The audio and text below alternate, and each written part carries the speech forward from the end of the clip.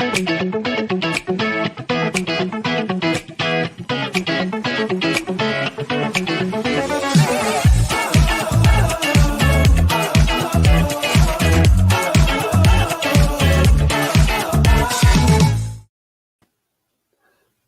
everybody. Hello. Happy Friday. Happy New Year, too. This is our first show of the year. True. And I never get old of that. That new intro is so professional. It makes me feel like legit. Yeah, we got jams. How's everyone doing? Haven't seen you in 2 weeks-ish. Pretty good. Besides our planning meeting. Yeah, well. Hi, welcome everybody to another So You're About to Graduate College. If you guys want to good afternoon. For some of us, it's afternoon. Just throw up where you're coming from and say hi in the chat, and we'll get going here pretty soon. Yeah. But, Kelly, I know you had some fun new installments this past week. You had a new show premiere. Yes. I am also producing Unsung Heroes with Cynthia Vergan and Chris Woolrich. Like, so much fun. They're in Europe, so it's happy hour for them. So ridiculous. When does that show usually air? The same time every other Friday. So the same time every other Friday. Okay, yep. Awesome. So I'm working every Friday. Nice. Good. Like Dave. Yeah, you won't accidentally miss a week now. That's awesome. The show was awesome, though. I watched it live, and they are so funny. So if anyone's looking for like a nice just hangout session on Fridays, watch the show. It's a good time. Yeah, it's good stuff. Yeah, I'm trying to get in the frame. Yeah. I know. I always try to center myself. It's always mirrored. It's hard to. Speaking of new shows, though, I know we've been teasing it a little bit, since TTV has launched, but we have lots of new stuff coming. Next Monday, or this upcoming Monday, we have our first TETV special. I can't even say the name of our network. But we have our first special in lieu of the Untitled Themed Entertainment Design Show. And it's going to be all about the Hall of Presidents. And it's going to be an awesome roundtable discussion with folks like Cynthia Sharp, Sean Roselle, Andy and Patrick will be hosting as well. We have a really good group joining us for that, and they're going to be talking about the Hall of Presidents, whether we should keep it, how we could upgrade it. I think they're going to do a mini charrette as well too. So that's going to be awesome. Yeah, I know. I was reading all of this info. It's very appropriate time to be discussing the Hall of Presidents. So absolutely. Yeah, so definitely don't miss that. Just keep up on all of our socials and everything, and we'll be sure to let you know. Yeah, so that's going to be this coming Monday in lieu of the Untitled Entertainment Show. Yeah, so 4 p.m. Pacific and then 7 p.m. Eastern. Nice. So yeah, it'll be a great show. That's exciting. Yeah, and so obviously we got a lot of things coming and showing up. So make sure you're following us on all the channels, the Instagram and the LinkedIn and the website. Even if you haven't been there, it's pretty cool. So yeah, definitely check us out. But without further ado, enough promoting all of our own stuff. Get to some meat and potatoes here and bring on our guest for this week. So this week we have WhiteWater. Yeah. We create a world where possibilities live and adventure becomes reality. By walking alongside our customers from concept to completion of award-winning attractions. Incredible experiences are crafted through an unwavering commitment to safety and a dedication to achieving operational success.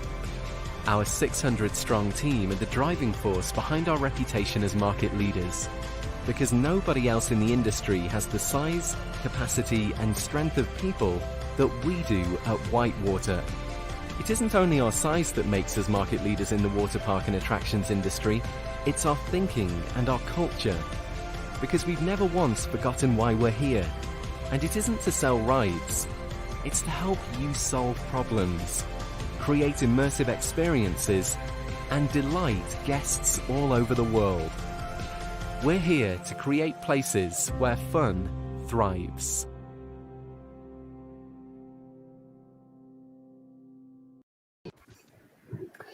Woo. All right, welcome, guys. I never get tired of watching that promotional video. It's so cool. Yeah. I know marketing teams are so good at what they do. Those videos are also always we have a very good marketing team. Yes, but let me be the first to introduce, and I'll let them introduce themselves here. But Kelly Sall, Kelly Williams, and Tania Bayona. Obviously, we have a lot of Kellys on the show today, so we will be using last initials. Thank you, guys. We're so excited to be here. As for our wonderful promo, we are WhiteWater, and we are the world's leading design and manufacturer company for aquatic entertainment. Also, I call it water fun. We, for over 40 years, have been leading the market, and we don't do just slides. We do also structures for kids. We have flow surf. We now have different components to what we offer, safety flooring. We also have a new project called Vantage, which is a software for our parks and our clients that has different applications. And something that people might not know is that we do work for some of the biggest parks in the world, think big names in Orlando, but we also do cruise ships and small parks. If you have a rec center near you, it is likely that one of our slides is there. So we do have, we cover the market, basically, all the continents, but also different sides of the market and different kinds of clients. Today, there's 3 of us from our team, and so we're going to talk to you a little bit about what we do and how these wonderful products that you see come about.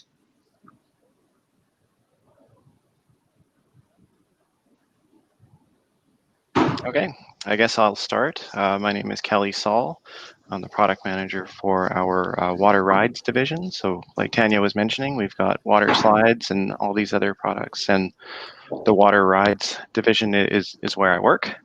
So born and raised in Vancouver, BC, and was lucky enough growing up. We took lots of family road trips up and down the coast of Canada and the US, and I ended up visiting theme parks and water parks throughout my childhood. So that instilled a love of the industry in me. And even though I went on to other business after graduation, I traveled a lot for work, so I was still able to visit theme parks and water parks around the world. I'm an engineer by trade, but was a bit of a nerd. So during my education, I also took supplemental courses at film school, learning directing, cinematography, lighting, and also 3D animation and motion editing, or linear editing and motion graphics. So I always wanted to keep the creative side going as well as learning the technical. I grew up working as a background actor in local film and TV. I was in improv groups and theatrical productions as well. So trying to marry a creative and technical side all throughout my education. But I did have a job before coming to WhiteWater, and I was in the marine industry. Pretty hardcore engineering through manufacturing engineering and design engineering and product management until such time as I was able to come over to WhiteWater. And I started in the WaterSlide side of the business, working with one of the other Kellys on this call. We were both product development managers, and made the transition to our large ride side about 3 years ago. So that's me. Nice. I like you crossed out nerd there and put enthusiast, but you should be proud. Nerd is popular. He's a cool thing. I was going to say the same thing. I also love the picture on the bottom left. That's epic. I love it. Yeah, I mean, it's such a privilege to be on these sites as rides are going up and seeing the whole process of a ride from, sketches to dirt to structures being put up. So yeah, I wanted to include that picture. Awesome. Who do we have next? So it's me. My name is Tania, and I'm originally born and raised in Colombia in South America, but I've had the privilege to have an international education and have been able to travel and go to many different places. And that applies to my career as well. I started with a job in the aerospace industry in Montreal, and it was very exciting for somebody who just graduated to be talking to people from NASA and the Canadian Space Agency. Then I moved to a different position in the Black Hawk maintenance department of a company in Colombia, also project management, very interesting extremely technical. I have found myself to be the non-engineer in a lot of the companies that I've worked in, including later on when I worked for the humanitarian industry, where I was the one non-doctor in the organization. So it's always interesting that no matter what industry you're in, there's room for all different kinds of roles and different kinds of background, and you can always help out with the project. Luckily, I found myself at WhiteWater about 5 years ago. Another job that I had in the manufacturing side brought me to WhiteWater, and it is so exciting. It is such an amazing industry to work in, and such an incredible team, as you will see throughout this presentation. Just lots of cool different things that need to happen for these projects to become a reality. And Kelly Sall, and sorry, Kelly Williams. Okay. Thank you, everybody. My name is Kelly Williams. I'm the manager of WaterSlide engineering here at WhiteWater. So we do all the slide dynamics and release the final product, and then it goes off for construction. My history is a pretty mixed bag. That's what I tried to present here. Started my career doing bicycle parts, then industrial laser printers, and then LCD screen manufacturing, and then data recovery systems, automotive emissions control, and now WaterSlides. And much like my good friend Kelly Sall, I'm a bit of a nerd too. So the stuff that on the right side is the stuff that I've done on the side. The upper picture is a student mentorship project I did with UBC in the SAE Aero Design Competition. And that was teaching students how to design and build an airplane and then compete against colleges and universities from all around the world. Fascinating project, lots of fun. Did it for 3 years. Then the one in the middle is the other bit of entertainment experience I've got is that I used to run a team of operators and riggers for the Vancouver Canucks NHL team. And we used to operate that giant killer whale in the arena during intermissions. So that thing's 28 feet long. That's a massive dirigible for inside a hockey arena. It was a surprisingly stressful job. And just to give you a sense of the potential risks involved, each fan on that thing is 3/4 horsepower. So this is not something that's a toy.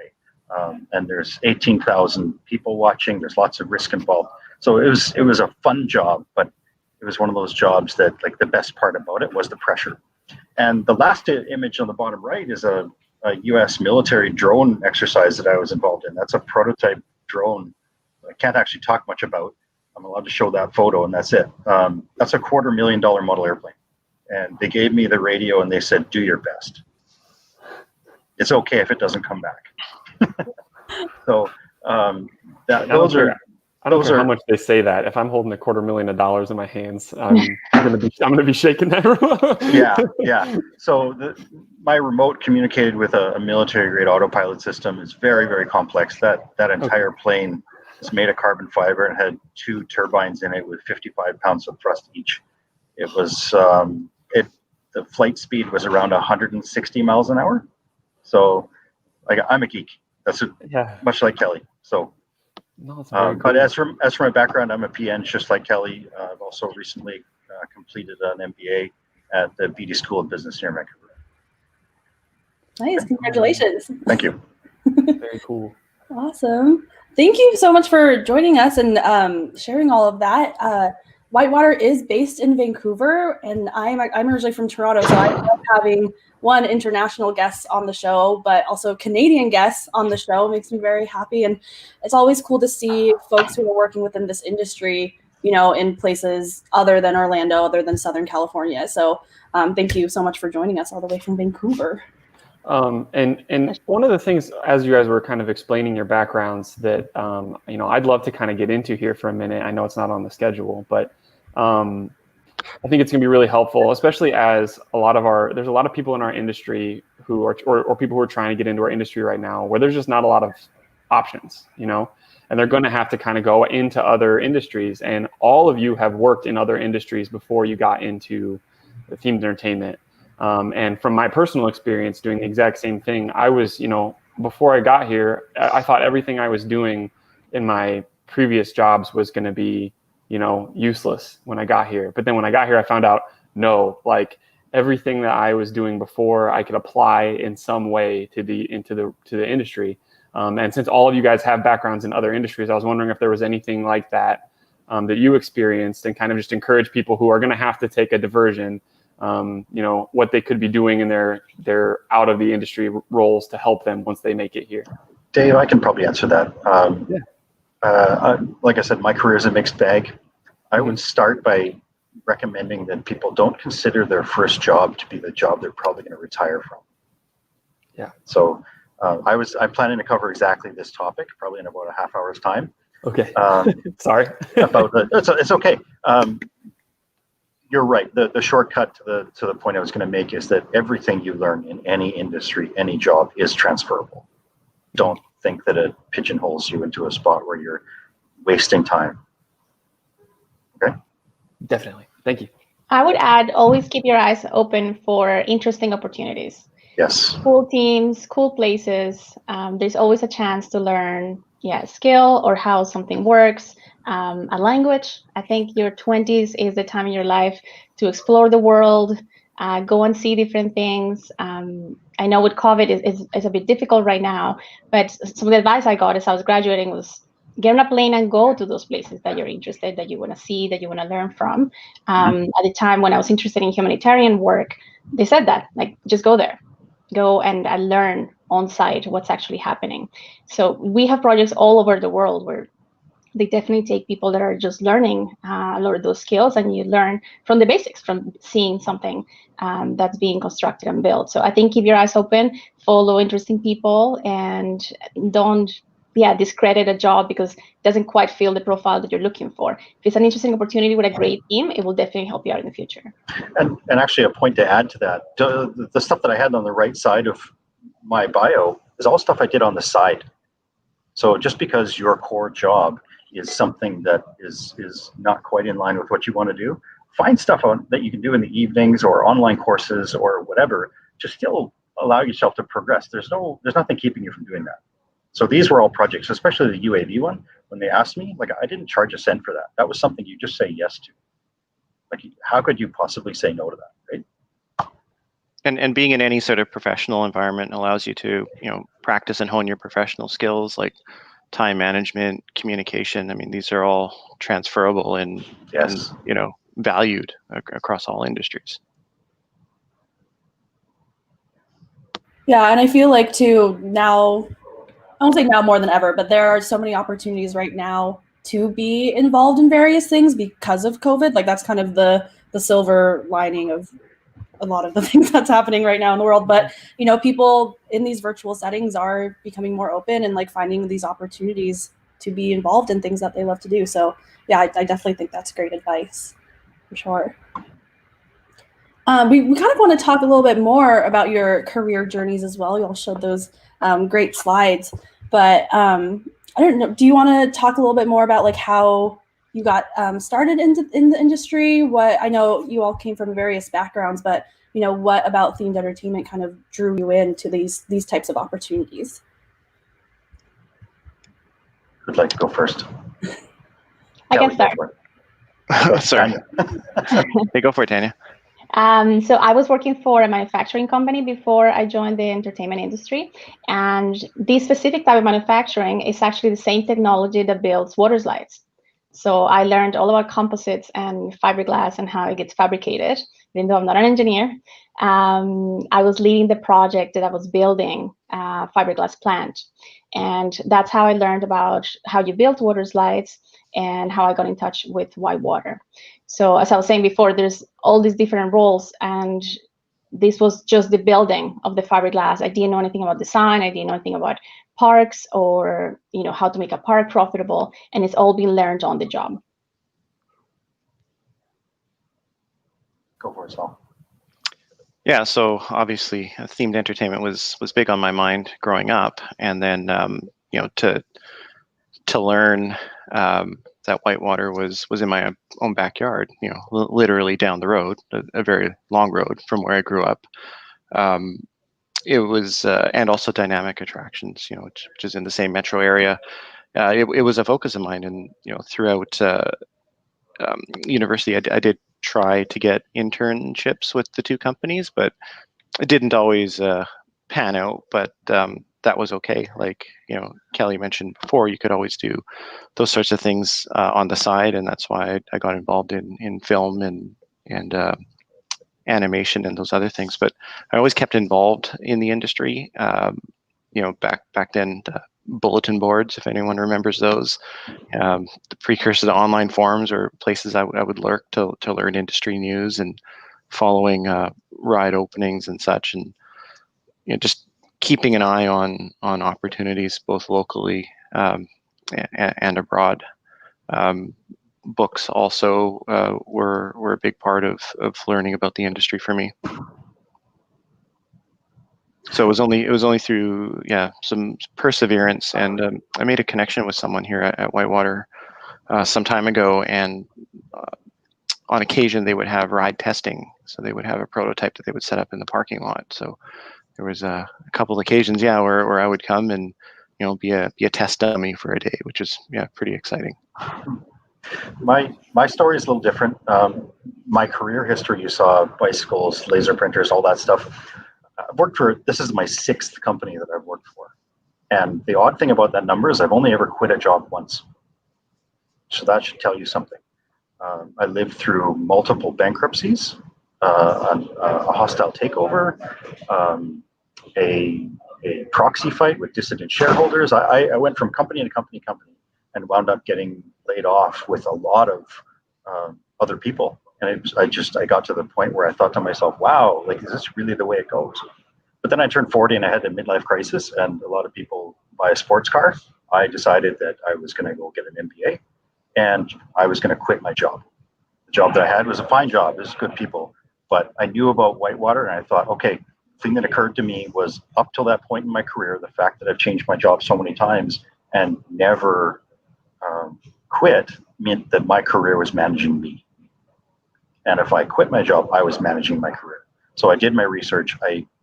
I'd known of WhiteWater for a while. I contacted a few people. I kind of got to know what the company was about, and I decided I wanted to work there. And that's how I came to be here. Well, you also had you told me a story when you were at the water park at West Edmonton Mall. Right. So long story. I'm going to try and expedite this. I had applied to WhiteWater, but I was like a day or two short for the deadline to submit an application. And so I didn't get a call back. I was very frustrated, and I had no way to find my way in. And then just out of sheer coincidence, my family and I took a road trip up through BC over to Alberta to Edmonton, to one of the largest, if not the world's largest, indoor water park at West Edmonton Mall. And I was looking around thinking to my wife, this is like, I wonder if that company WhiteWater does all these. And sure enough, I had a really frustrating week a couple weeks before, and I said to my wife, I said, like, nobody goes through this many company bankruptcies and blah, blah, blah without luck turning around. Luck has to even out sometime, and there's going to be a spot in my life where I make a decision, and if I make it, everything's going to change. And if I don't do it, I'm going to regret it forever. Okay, so back to the water park. My daughter's about to go down. I'm about to go down. Or my wife is in front of me, and then there's me. I'm soaking wet in my shorts. And the slide beside us is getting rebuilt. And there's nobody around. And I look over and I see a drawing with WhiteWater's logo on it. Okay. And then I see these two people walking up the staircase, and one of them is wearing a WhiteWater shirt. And his name is James Hansen. He's our director of project services. And I looked at my wife and said, this is it. This is the decision. And she's like, you're not going to interrupt him. I said, yes, I am. So my daughter went down, my wife went down, and they're waiting for me at the bottom. And then all these other people start coming out of the slide because I'm having a pseudo job interview with the guy right now. And so I kind of called him over and I said, like, my name's Kelly. I'm a PN from Vancouver. I applied to your company, and I'd really like to know why I didn't get a phone call back, because I really think I should have. And I'd like to follow up with someone because I'd like to work there. And we hit it off right away, connected on LinkedIn right after that.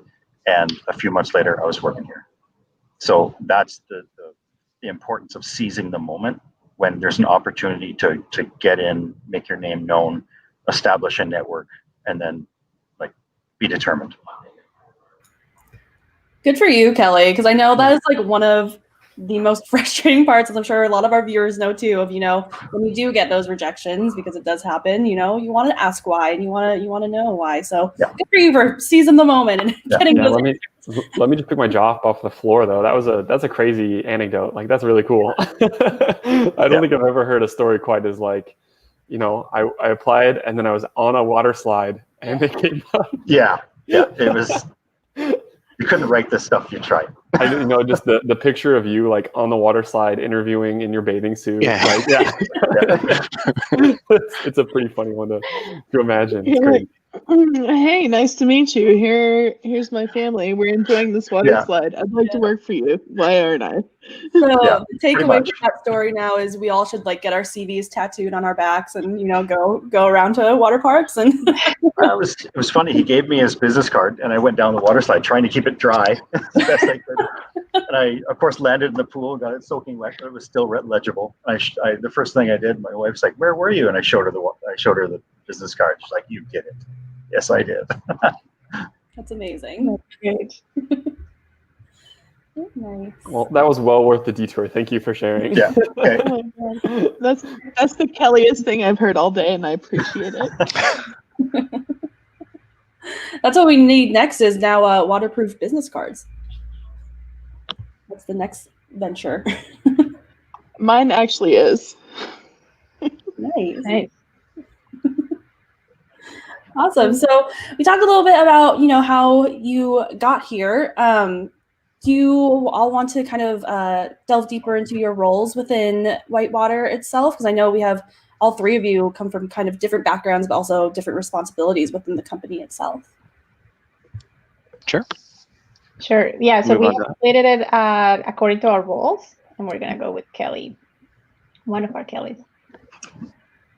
Okay, so I'm in product management, which for WhiteWater was a bit of a new role. It's established in other industries, so the role is a little tweaked at WhiteWater. So in the attractions industry or at WhiteWater, some of the things that I do is I maintain the product catalog. So I determine the product requirements and the product roadmap. So basically deciding what it is that we're going to be offering, and also the technologies that we're going to invest in to provide different or ride features and options into the future and over time. I lead new product development initiatives, working with our very talented engineering and new product teams. I do a lot of monitoring trends of the industry, so looking at what's happening, what's successful in our industry, what's not successful, and looking at those trends and updating the product strategy as we go along. Pricing, cost, and quality are all things that sort of fall to me. And I'm also responsible for the look and feel and ultimately the user experience of our products. So foremost in my mind is, the guests and what they're going to experience on the ride, but also the clients as well. They're making an investment into a storytelling machine, and their investment needs to be paying back for them and making their guests happy and driving the gate. And the more fun parts of the job is new ride concepts and new ride development, of course. So in a typical project, where I get involved is the functional and experience requirements of the ride. So someone will come to us with, or sometimes it's a very, depending on the client, a very clear idea of what they want and what they want their guests to experience. Other times they don't know, they just have a piece of land and they want something to fit. So I work with a pretty talented pre-contract team in scoping out the site, figuring out what ride type will meet their demands, looking at the components or the technologies that we're going to put into this, working with the ride designer to come up with a ride layout that is cost effective and exciting and gives the right story beats if that's what they want to do. Getting into the formal aspects of the scope of work, estimating pricing, and then when it's all said and done, if I'm lucky enough to get on site, to experience the ride for myself and do a bit of a validation of the experience and make sure that it's what we said it would be and it's what the client wanted for their park. So I have a couple slides sort of on the process. It's a lot more complicated than this, but tried to break it down into the major steps. And the little thumb is where I'm more intimately involved. throughout that process. So this is the pre-contract side, starting from the concept and getting out to a proposal that hopefully gets sold. On the right there, we have some concept images for a ride that I was involved with and very proud of. An award-winning ride, I must say. And that was the pre-contract side of it. And the next side sort of shows the post-contract or delivery side. If I want to move to the next slide.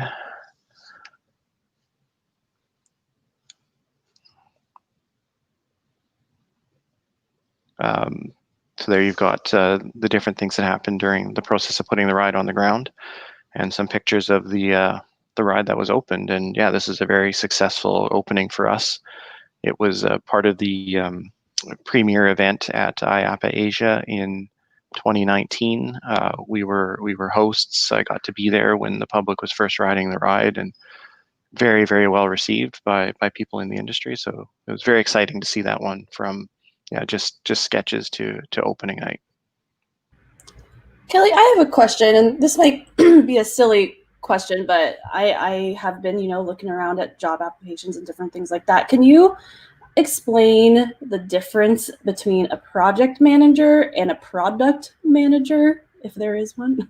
Oh yeah, so the project manager, and that's not my forte. It takes people a lot smarter than me to do that. But yeah, they manage the process of getting the ride into the ground, scheduling, budgeting, maintaining contact with vendors and client contact and client relationships. Product management is more about the product or the pieces that go into a ride. So it's more about the technologies and the strategy of what you're able to offer today, tomorrow, and in the future, and making sure that those products are codified into things that are easy to purchase or manufacture. Thanks for answering. So it's more about the thing than the process. Yeah, so having that engineering background is definitely helpful with product management, because you know a bit more of the ins and outs of what makes things work. Yeah, helpful, but not necessary. I mean, there's product managers from all sorts of backgrounds. Mm-hmm. Very cool.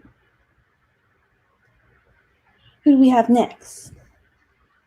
So I'm going to talk about business development. After these guys come up with all these ideas for products and put together with the engineering team, marketing provides us with tools to go out and meet with different clients. Business development is about relationships. So this is a few pictures of what I do pre-COVID. We would go to all the trade shows that we can in the industry and meet different people, listen to what they want to do. In Latin America, particularly, there are a lot of new projects where there's just a piece of land. So I'm often on a plane, bus, taxi walk to see a site with a client where they have a dream to build a grand park, and then we'll talk to different roles within that company to see how this project can come about, bring back those ideas to the company, and then hopefully build the project. So it's a lot about translating and advocating from the client to the company, and then from the company back to the client with different ideas and what is possible and what is profitable, because this is a business. So there is a lot of different ideas, but it might not be as successful if we just plant the water slide in the middle of nowhere, as opposed to designing it so it makes sense, it's safe, it has a way to get there, people can get fed while they're there, and all these different aspects that actually make a park successful. And I don't mean to jump ahead, but I did have a question. I know you guys were talking about when sometimes you have clients that come in with a story all ready to go and just want to use your product, and sometimes they have just an open piece of land. When they do you guys have like an internal creative team, or do you work with other contractors to develop that storyline? Like, how does that process work when you're given you have this land? We want to put in something. How does that part get managed? It really depends. I would say in Latin America, most people have no idea, and it's just the land, and then they've seen a park in Orlando, or they've seen a brochure, And so they say, how this is what I want in this beautiful land. And yeah, we have a huge team of designers, architects, creatives that will help put together a plan. And actually that next slide is what I was going to show you. We usually jump the gun again. we talk about the use of the land and the space, and maybe some phases, and maybe we want to keep some land just virgin. Often there's beautiful trees and beautiful areas, coral reefs that we cannot touch, but will be part of the park. So we try and lay that out in the land. So what you see in the first one is a sketch that I would do on site with the client, just to try and understand how they want to lay out the park. And then on the next, the picture in the middle, what you see is a more organized use of that space. So, okay, within these areas where you have, this green space, and here is going to go, your main attraction, where we're actually going to place some food and beverage. Where is your first aid station? Where could we have offices? The main entrance, do we have a separate entrance for people that are staying at this hotel and resort? How would an emergency vehicle get to these areas? So we start to do a little bit more detail. And then what you see at the end is what one of our architects and designers would actually do with my little scribbles on paper. And it's convert that to reality, work to scale, decide. If there is a mountain, use it to our advantage. Where is east and west, so the people on the wave pool don't get sun all afternoon. So we try and place all these different attractions in a way that makes sense. And so this is a lot of the design pre-contract. And once we have this, then we start choosing the rides. Like once we understand how you're using your land and how you're actually laying out your project, then we can start saying, okay, I want the tallest slide and I want it in red. I don't know if that makes sense. Okay, and then what you'll see in the next slide .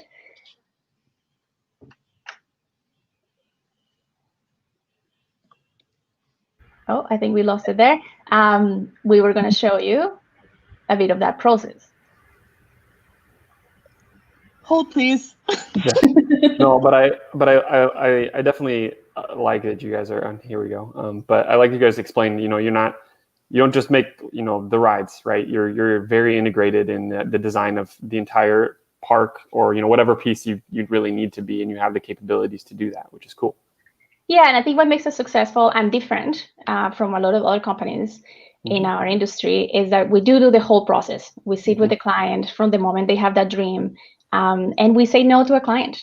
Sometimes when something is not safe or doesn't make sense, or you already have so much competition, like they have something in mind that it already exists, like it's just down the road. What can we do to complement that supply in that area to create really an entertainment corridor, for example?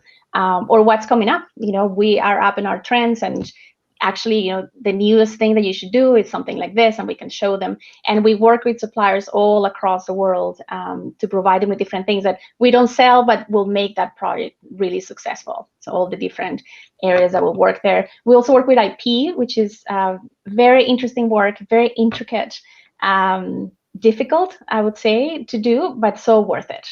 Like it's really, really amazing for the clients that have gone through with it. So that it starts from day one, from that land, that empty lot, to see where those characters are going to go, how we're going to use them, how that investment is really going to make a difference for our clients. And then they get involved throughout the entire process, how we design the rides, again, colors, how they're getting placed. And we are with them through installment and commissioning. And then once they open the park, how's it going, operations, consulting on things that they can do. After sales, we also do maintenance. And then we refurbish our rides. We have amazing rides that have been out there for 20 years. It still works, still beautiful, but they want something different that can be added. And so we have different applications that can be worked into those products as well.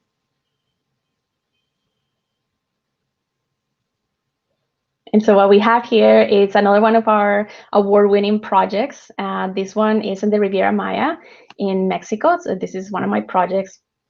And it is amazing to see this finish, because these projects take years from the first moment when you sit down with the client to look at the site and understand, as I was saying, what trees cannot be cut, and the coral reefs. And Mexico is an earthquake-prone zone, and it's also hurricane-prone. So all of our attractions here are designed to withstand 200 kilometers per hour wind per hour, and heavy rain, and hurricane like some 5 conditions. And so it's quite different when we design for this kind of climates. Same in the Caribbean, when we design for our cruise ships as well, for their stations, we have to take into account all of those conditions. And you'll see here they use some of the safety flooring as well. That makes a huge difference. We try and use less and less water with our products. So if you bought the same slide 20 years ago, the one that you would buy today uses a lot less water. And all of our products are engineered to use less water and less electricity with each application. As we're also, there's a lot of concerns about the environment and the use of resources. So very tuned into that with our clients. A lot of attractions that we see nowadays are not based on a pool. There are more splash pads, there are more areas where you're wet and you're playing with the different attractions, but it's actually, you're not sitting in a body of water. And as you can see here, they use very muted colors. So this client wanted something very boutique that would not be the orange and the green, but something that would go along with the natural colors of Mexico. This is another of our products, a family product.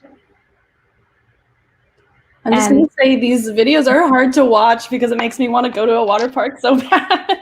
I know, this is such a great industry to work in, and you get to try all these different attractions. It's part of my job to go to all these parks and try out all these different slides. That's definitely a great Somebody has to do it. Yeah, hard work. Oh my gosh.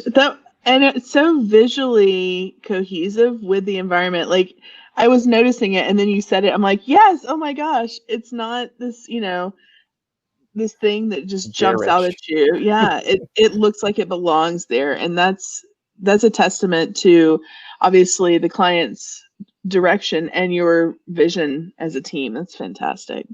Yeah, so it takes together all of these different teams in the office to understand that and apply it to the products. And so next, what I want to show you is all the different people that I talk to when I'm talking to a client. So we often, within when we do our CRM and it just says client, that box for me means a lot of things. When I go out on the field, that means a client. I'm talking to a landowner, but I'm also maybe talking to finance. I go to their bank with them and present the project and talk about the profitability of the project. I also talk to operators, so often external to the client, but that will actually make this project work because operating a park is what makes it successful and profitable. As I was saying, we talk to the art departments for IP. I talk to a lot of lawyers.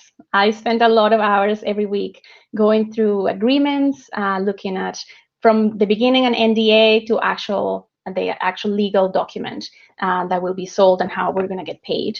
I talk to a lot of procurement and logistics departments and try and figure out the best ports, if it makes sense to deliver to the site, or that intermediary, so it's going to get embarked somewhere else.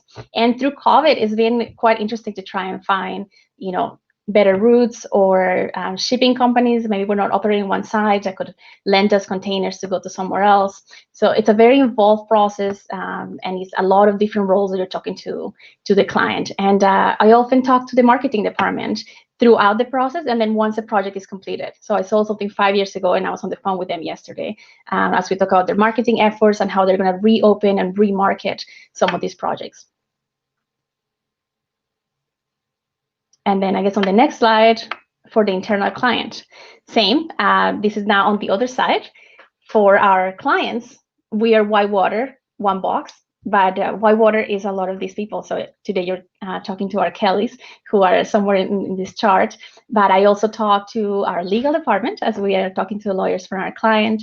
I talk to the schedulers to see where these projects fit within our manufacturing, our engineering, our commissioning. There's all these different parts, and so we need to fit in our project in all the different parts. If there's IP, so that's separated. And so the schedule is very, very important to actually make a project come through. Again, marketing, lots of engineering talk. So I'm often the only non-engineer in the room, but somebody has to bring in all the information, translate it, and make it digestible for the client. So that, I would say, is one of the biggest tasks that I have. Translating all the information, not just language-wise, which I do from Spanish and Portuguese into English, but also all the engineering talk that goes on from the client back to the company, and then from the company back to the client. That's it. That's business development. Awesome. Okay, so Just it's- quick go ahead. before we jump into you, Kelly Williams, I want to remind everybody who's watching, if you guys have any questions for any of our guests today, feel free to drop them in the comments. Sometimes we save them to the end. I think this time, if a good comment comes up, we might just throw it up right away. So let us know. And sorry, Kelly, go ahead. Okay, so I'm going to briefly cover how engineering fits in all of this, but the focus of this show was really about how a new graduate gets a job. So that's like the meat is going to come after the engineering portion, and I think all three of us are going to really give you some tips on how to progress with your career. So I wanted to just let everyone kind of have a sense of what's to come. But in terms of engineering, how engineering fits into all the stuff you've seen before here. First, there's ideation or technology development at the top, and that's metaphorically, that's a Lego block that you use to create products. You could compare that to a reusable rocket stage that lands itself, or water jet nozzles for WhiteWater. Second is actual product development. There's multiple stages. There's alpha, beta, pre-production, production, end of life. Like there's a commercialization plan that happens when you're creating a product. And when you're in end of life, that's when you overlap with the creation of the next product to take over for it. So take that Lego block and make a really cool spaceship out of it that has value to somebody, and that's a product. The comparison, of course, would be a Falcon 9 rocket or a Falcon Heavy rocket for SpaceX, or in our case, a water coaster, for example. And the third one is really where engineering interfaces with Kelly, Sall, and Tania, and many others about product management, marketing, business development. You're dealing with a whole fleet of Lego spaceships in an aisle at Walmart. You're dealing with US-based launch capability. That's massive. Or in our case, an array of collaborative WaterSlide parks servicing a larger market opportunity. And note that this is all bidirectional. So it's not just water flowing downhill, metaphorically. If Tania and Kelly have content from their contacts in the industry that say, okay, we should be working on this, that filters upstream to say we should be working on this product, and that product says, okay, we don't have this piece of technology, so that creates a technology strategy of what we need to be developing in the future. Okay, so next slide. What you're going to see here, this is just one product example. This is what's called a master blaster. It's probably our most diverse and flexible and adjustable product. And the examples are, to the left, what you see is a large-scale transportainment system. This is in Atlantis, Dubai, at the end of that man-made Palm Island. It's an awesome resort. So this is it interfaces with a lazy river system that goes through the whole park. And it's like I'm going to call it a large-scale snakes and ladders game. You can come in and out of this in many different ways. It's not just line up and go down the slide. It's kind of a choose-your-own adventure. Next is the upper right. This is the same product configured in a different way, and this is an iconic feature ride. This particular slide is the tallest, Guinness Book of World Records, tallest water coaster in the world. It's in Galveston, Texas. This is a good example of how we design and provide a ride experience, but we do that through providing a water slide. So we create the experience, and that results in the slide design in many ways. So in this particular case, we designed for weightless drops and high thrills and uphill propulsion, and it's just a really fun ride. It's the biggest like centerpiece attraction of their park. And the lower right, this is a minimalist design. Again, the same product. It still has a mega drop start, so that's about a 30-foot tall drop. It's very exciting at the beginning, and it's designed for maximum throughput and ultra low cost installation and ultra low cost maintenance. It's a very simple and effective slide. Okay, so the next video, or the next slide is a video. And the question is, so how do we do all that? And what you're going to see is what we call a motion simulation. Every slide in WhiteWater is simulated and optimized before we release a bill of material or make a single part. We have 2 proprietary tools that we've made in-house, and we've developed these tools literally for more than a decade. We measure and apply some pretty strict limits in velocity, amplitude, etc., and then we fine-tune the slide to bring it into those limits. And I would say that we don't standardize slides, because very few customers will take an exact same slide that you've built before, because their land is different, or they've got a building there or something. So all of these have to be adjustable. And so we adopt the strategy of standardizing the process of making slides safely. We don't standardize slides unless we can put a direct copy in, then that's wonderful. Okay, so the next slide would be how we design the experience and create the WaterSlide. This is an example of some of the calculations that go on in the background. One of our tools is a really precise velocity prediction tool that we can estimate the user's velocity and position fairly accurately. Then we know the grade of the slide where they will be, say where that red arrow is. And we can map that against, well, you see velocity on the left and the grade position on the right. So the green area of that chart, if it maps to somewhere in there, it's going to be a pretty high speed and kind of a fun kind of impulse slide. If it winds up in that yellow area, it's going to be a fairly light, it's going to be a pretty exciting slide because you're going to feel like you're weightless. So that's 0.2 to 0.4 G's rolling over. So that's, you feel like you're flying. You feel like you're airborne. But this is how I like to say we design slides to provide a safe level of anxiety, because most people don't feel like, they're not accustomed to feeling 0.2 to 0.4 G's. So it gives them the illusion that they're going to fly out of the slide, even though they're totally safe. They're in contact with the slide the whole time.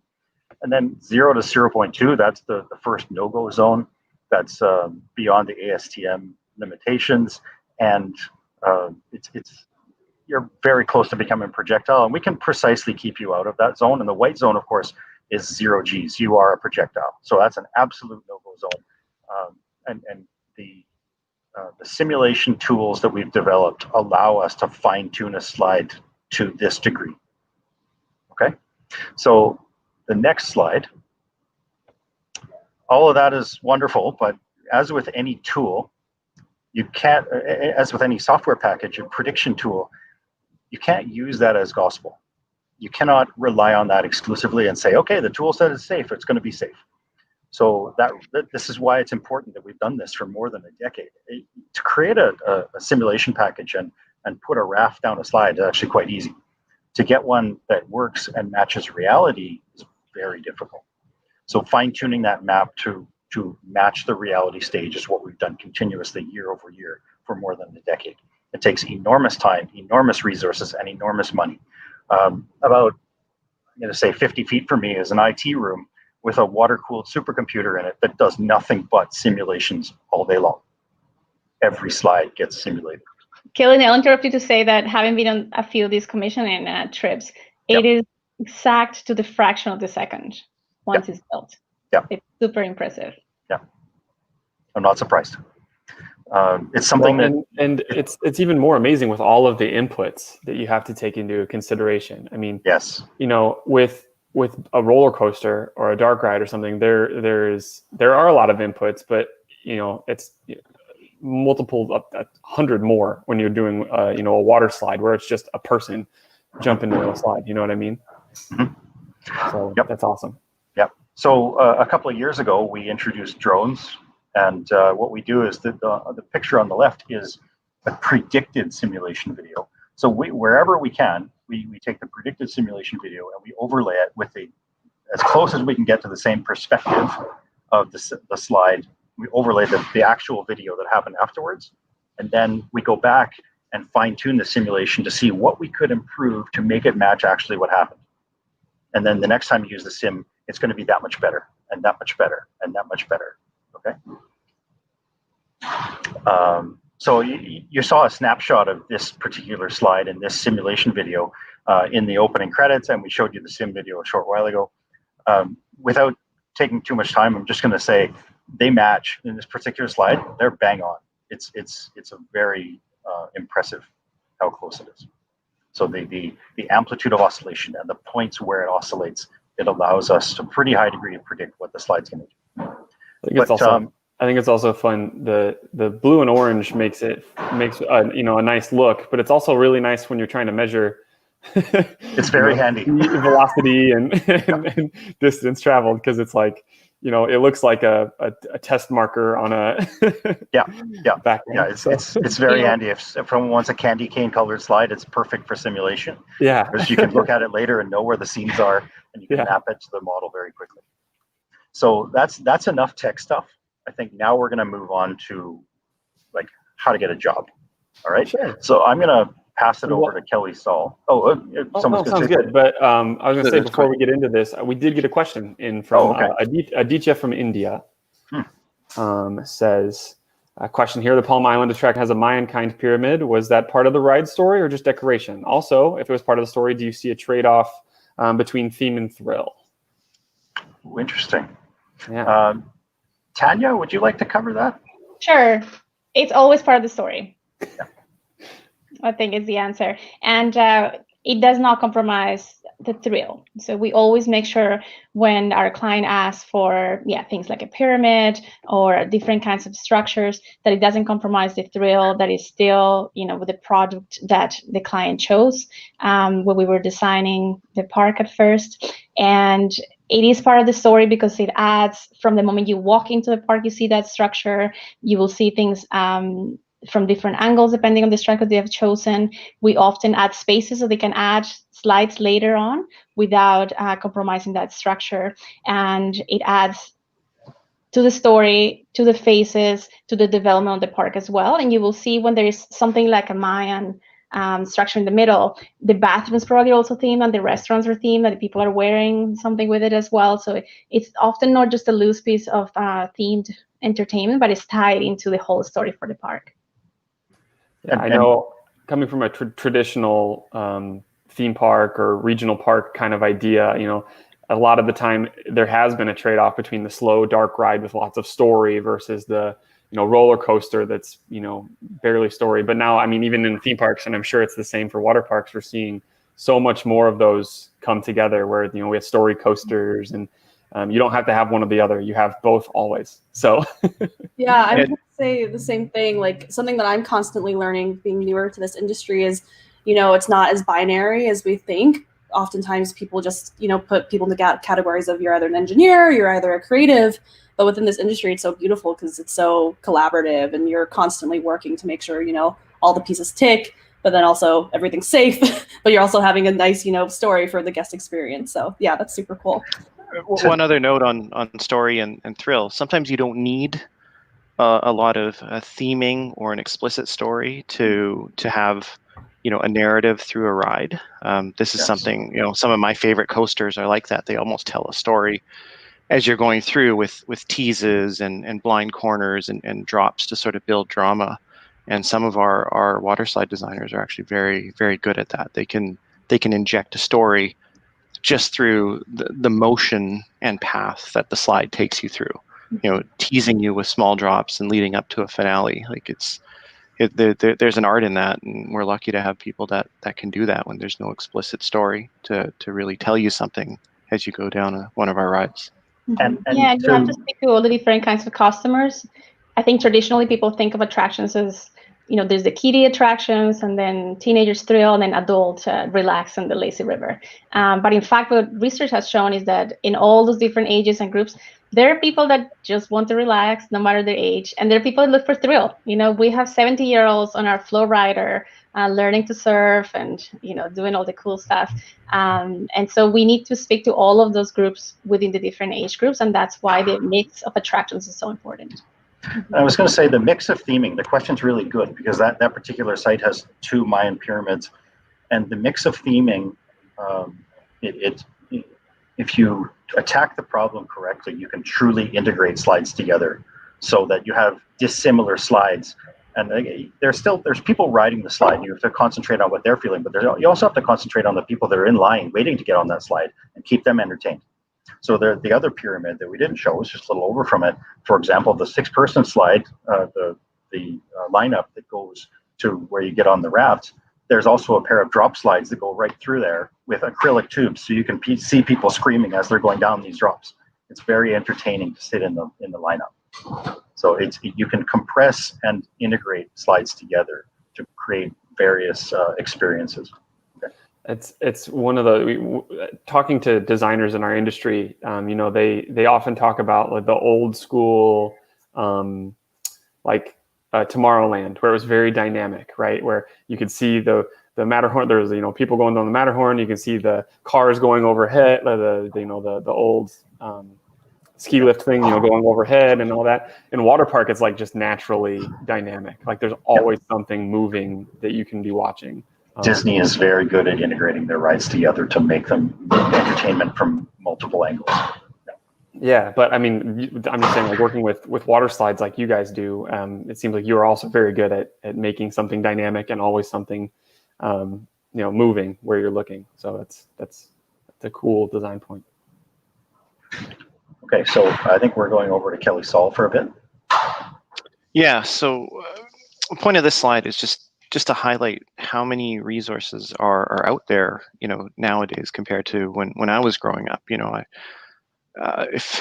If stuff like this had existed for me, many moons ago, maybe my journey to the industry would have been shorter, or a little bit more engaging. So I just wanted to highlight some of these things that as I discover more of them, like, oh wow, that would have been cool growing up.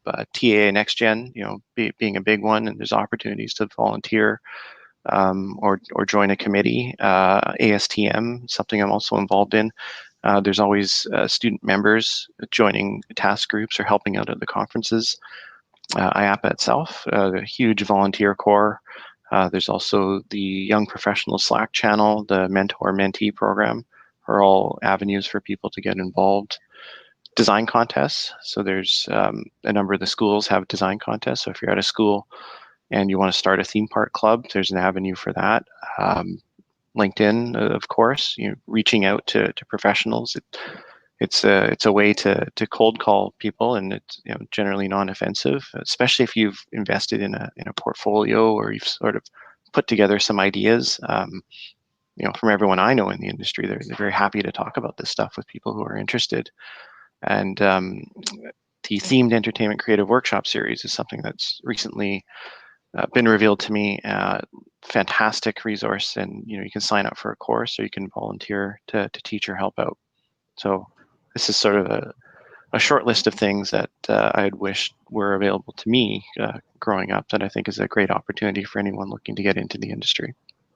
Yeah, and I would add that even though it seems very North America based and focused, a lot of these organizations have international offices. IAPA has a Latin America office. There are these events happening in Asia and Europe, and there's always opportunities for the local chapters. So if you're not able to, go to Orlando for the big IAPA show, there's still opportunities to get involved and be a volunteer. And I think a positive thing of COVID, as Emily was saying earlier, is that Zoom is very inclusive.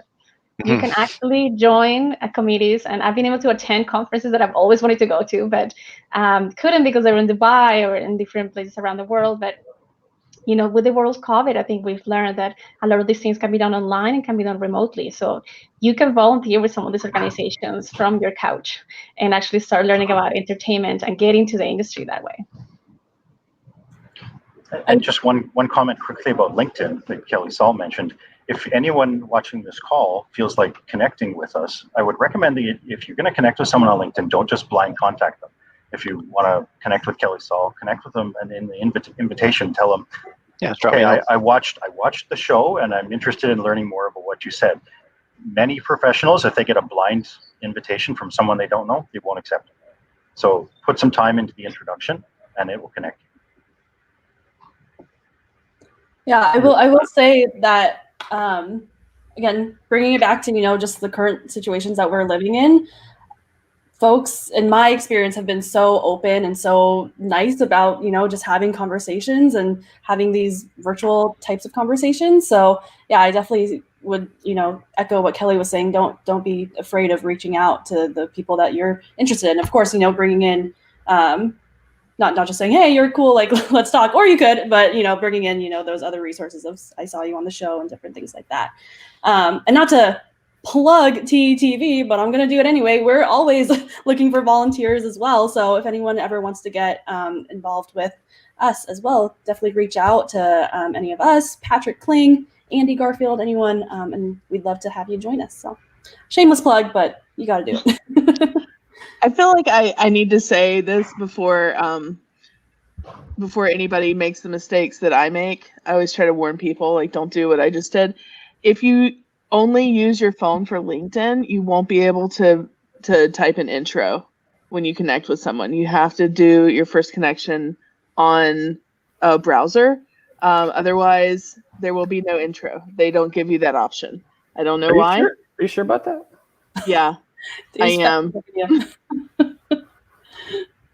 Okay. Good to know, Kelly. Yeah, Good I'm just insight. letting you know. Do it on the browser.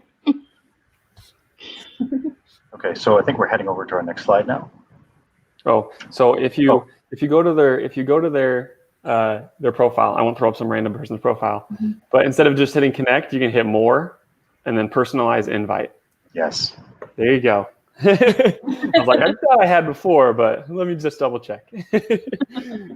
Sorry. Might be Continue. different if you're on the app compared to whether you're on the browser on your phone. That might be fair. Okay. So next is what we call Business 101. This is the training for people to get a job. And this is stuff that I kind of wish that I knew. A lot of universities and colleges don't cover this stuff in enough detail. So I'm going to really gloss over it. It's a very deep topic. It's not industry specific.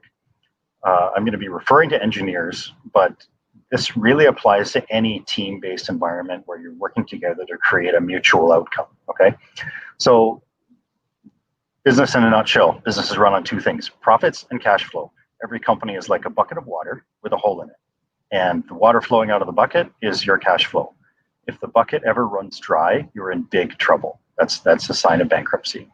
So the bucket is continuously being filled with profits from projects that you're executing and executing well.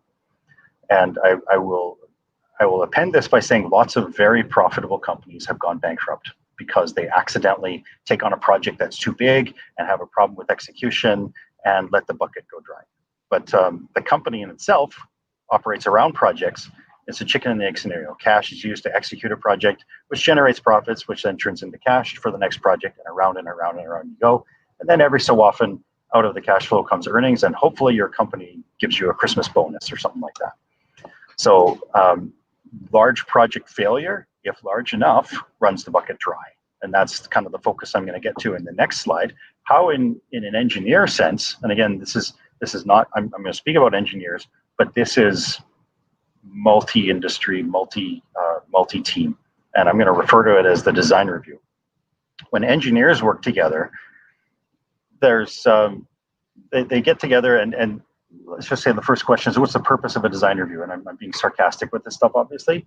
Is it to justify and defend all the design choices you've made to date? Is it to show how productive or smart you are? Or is it sit around and criticize each other's work? Obviously, none of those are correct. And then also, what's the role of a type A personality in a design review? Is it the project leader or the meeting chair or the decision maker or chief engineer? And again, none of that stuff is correct. So next slide, I'm going to illustrate a point. This is an ugly baby, okay? What if this was your baby?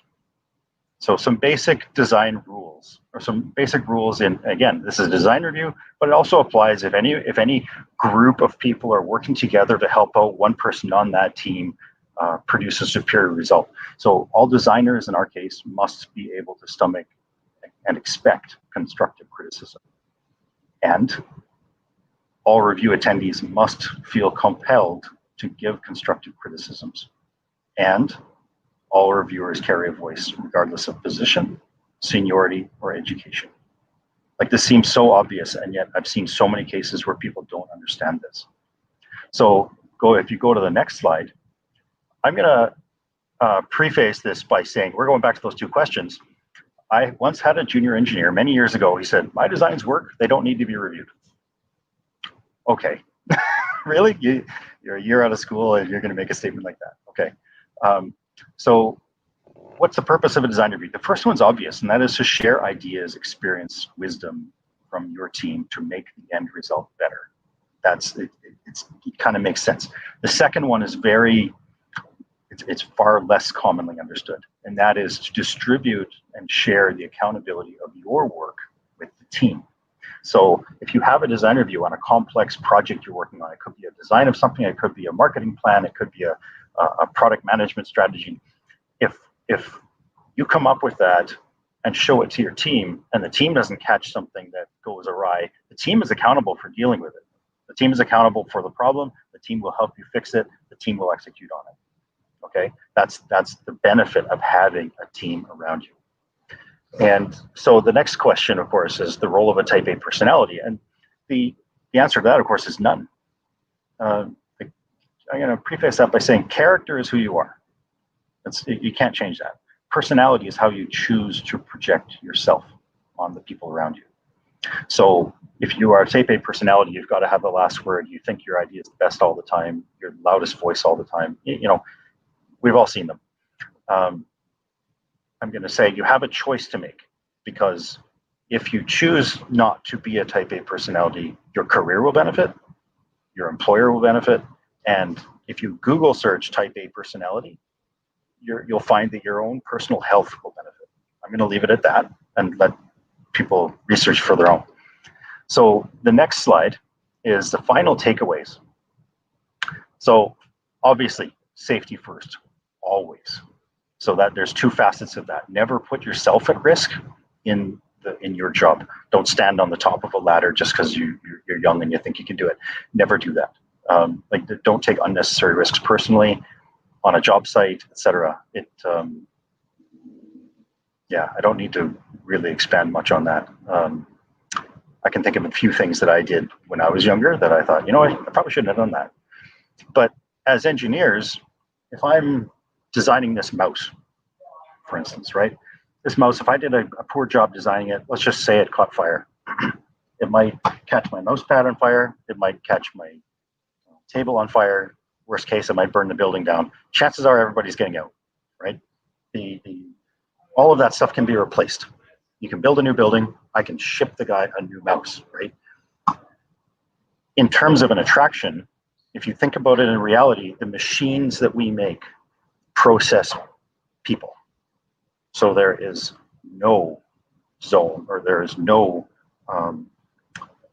tolerance for failure in a safety aspect, right? So this industry is unique, is somewhat unique in the approach that you must take to due diligence of design and the simulation tools that we showed you earlier, and how we utilize that to ensure that we absolutely optimize the safety of the design while still providing a thrill. Okay. The next is, what's a group and what's a team? The definition of a group is the production of the group equals the sum of the production of each person in that group. The definition of a team is take the same group and they output more with the same number of people.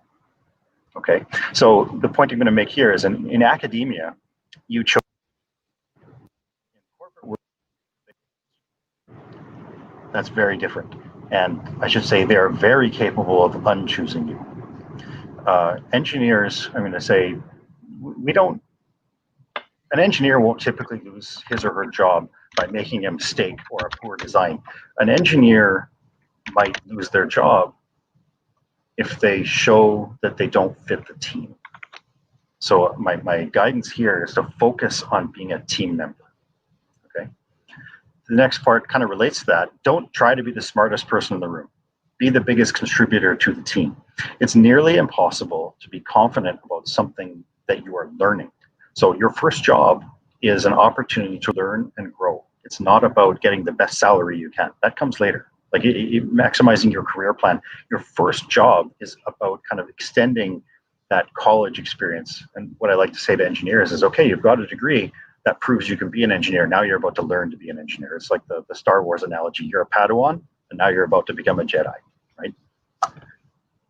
So the next would be learn to digest and eliminate the effects of emotion in your work. Much like that design review scenario, where professional judgment exists, disagreements are going to come. So do not take this personally. Take those situations as a point to learn. When you're in a design review or any kind of a review of what you're working on, and someone critiques it, I remember when I was a junior engineer, I used to get my back up and get really frustrated and argumentative. That's the wrong answer. The wrong answer, or the correct answer, is thank you, right? And what I say to others when they experience this, many do, I say, okay, well, you're frustrated, there's a bit of drama here. let's talk about that drama next week, and I must set up that meeting to ensure that that person's frustrations are dealt with, or it just gets worse. But right now, every minute we spend dealing with the frustration is a minute lost on dealing with the problem we've got to solve, and that's really important. So there's two facets. There's concentrating on solving the problem, but also dealing with the human aspect, and ensuring that people's growth is optimized, and ensuring that you're helping them learn to deal with emotions in their work. Okay, and so that also is a hint for people with managerial aspirations.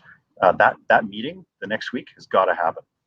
Okay, let's see. The next one is, what's your focus on day one of your career? You've just gained the building blocks to learn how to be an engineer or whatever career path you've chosen. And now, like I said before, you actually need to learn how to do it. You're going to take the theory that you've got, and in many cases, the easiest thing to do is memorize the textbook. The hardest part is learning to apply it. So that's what you should focus on for your day one. And then in the interview, what if they ask you, where do you see yourself in 5 years? I think that's a silly question, because it sets up two things. It sets you up to accidentally tell your boss you want his job. Or if you're worried about that, it sets you up to undercut yourself for fear of telling your boss that you want his job. If you say, I want to do this, then they may say, oh, well, this kid's got high aspirations. I don't know if I'm going to be able to, I think I'll find someone else. So the appropriate way that I think you should handle questions like that is, don't answer it. Just say something to the effect of, you're here to contribute to the team as best you can and learn. You're focused on finding a good mentor to allow you to get going in your career and then learn to plan your career. But then be prepared to tell them, not 5 years out. What I ask people is, okay, if you fast forward to the day before you retire, what's your title? What's your plan? What are your interests? And if that answer is the CEO of Disney, well, you better have something to back it up. But if you say, I want to be like Kelly Sall, I want to be a senior product manager, then that gives your interviewer a sense of what your interests are. And, oh yeah, okay, we can take you in and set you up with this person to be your mentor, and they see an asset growing already, and you're not even working there yet. Okay. So the next point, we talked about this earlier, that everything you learn in any job, in any industry, is transferable. You may not start in the industry that you're going to join, but that does not matter. The only thing in common with all of the jobs that I had is that they are all completely unrelated and not at all common to each other. When I went through a layoff or a reduction or a company takeover and lost my job in a layoff, I would purposely look for a job that is completely different than anything I've done before, because I found right away that the tasks I learned in the mountain bike industry, or the skills I learned in the mountain bike industry, still applied in industrial laser printers in ways that allows you to think out of the box. You're not constrained into the environment of, okay, if I did laser printers my whole life, I would have had preconceived notions of how to make a laser head move on a track, whereas I would have seen a bearing system in a mountain bike that, we could do that here. It all applies. And the last point on this slide is, should I do an MBA? I spoke about my experience doing an MBA. I decided to do it at age 40. It was kind of I call it a midlife crisis jokingly, but it was something I thought about doing for 10 years. And my advice there would be, for new grads, don't just jump into an MBA. Learn how business works from the inside before you want to learn how business really works, in a structural sense. Having the experience that I had before I joined an MBA allowed me, many times I would do the assignment and I'd know the answer before I even picked up the textbook, because I'd seen 5 examples. But what does an MBA get you? The metaphor I always use with people is, when you gained experience in your career, you've seen a certain situation, you know how people dealt with it, you know they succeeded or failed, and the failures are important. Think about that like you walk out at midnight and you look up and you see stars. Every one of those stars is a piece of experience in your career. When you do an MBA, it turns that star map into constellations. You see pictures, you see Orion or whatever. And what I'm getting at here is that doing an MBA teaches you to connect those experiences together such that you wind up in a unique experience that's not exactly something you've done before, and yet you can leverage the experiences around it to make a confident decision with less information. Okay. So an MBA is a significant amount of work, but if you aspire to take a leadership position or a management position and so on, I would recommend you consider it, but don't do it right away. All right. And the last slide, this is important. Warren Buffett. For those of you who don't know who Warren Buffett is, he's the 7th most wealthy person on the planet as of right now. If you click on this link, I'll shortcut to the answer. The answer is public speaking, much like what Kelly and Tania and I are doing right now.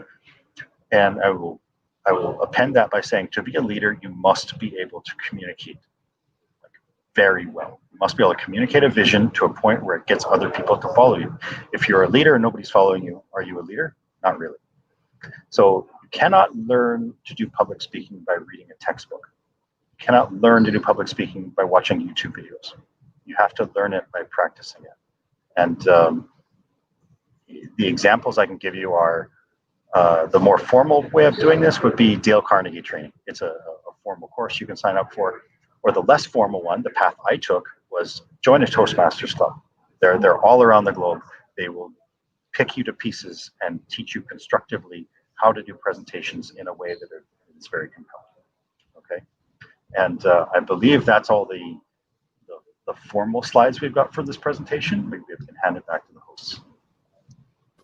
Wow, that, especially those last couple slides are chock full of really, really good stuff. I don't even know where to begin. So Patrick Kling, the famous Patrick Kling, says he never thought of that. When are you retiring? What is your title? Question, which is really good, definitely. Yeah, and I know the bullet point too about, we were talking in the private chat, but the MBA question, you know, that we all ask ourselves, not all of us, but some of us ask ourselves, is very pertinent to this current time. You know, with not many folks hiring, or, you know, you're trying to find opportunities, is, should I go back to school, is the question on, I know, like a lot of folks' minds. So that was really great advice, Kelly. Thank you so much for including that in there. Thank you. Yeah, and the thing that from my own experience doing some of this design work and engineering is that for the leaders, you said it in there, like it's very important to have that follow-up meeting the next week with the project, or to actually assess what you've been doing. So many times, you know, teams get into this perpetual busyness and they never have a time to actually reflect or have that design review meeting in the first place. And if you're never reviewing, you're never, you know, actually learning takeaways and having that talk, you're never going to get any better. You're never going to go anywhere. So it's a very important point, and I resonate with that. I want to go back, Kelly, to just a quick point you made on safety, and use the example of machine design. And that's one of the interesting aspects of this industry in particular. You know, in traditional machine design, if you're designing a tomato canning line, you know, you care about what the operator's safety aspects are in terms of the cans of tomatoes. But in our industry, you care about the cans of tomatoes, how safe they are, what they're seeing, and what they're feeling. Passionately. So it's, yeah. I will say that you kind of touched on this a little bit too, Kelly, when you were talking about with safety. It also goes to, you know, interpersonal and even your own personal experiences too. You know, like, take care of yourself within work as well. That work-life balance is very important, as well as, you know, making sure you're getting the most out of the experience that you're doing. So that was, again, a very good point you're making. All of the bullet points were very resonated with me very much. So. Yeah, and I think we really think COVID is going to change how people think about that balance. And I think there's been an understanding of we're not just this working person, but also everything, you know, the kid that comes into the conference, and all the other aspects that make us who we are. For park design, it's a bit of a question, what's going to happen with people's behaviors inside the park, how much they're going to want to be in crowds and, you know, in lineups very close together, and how that's going to impact the design of our parks moving forward. I think there's also going to be a lot of emphasis on wellness and spas and open spaces for people moving forward in a lot of parks.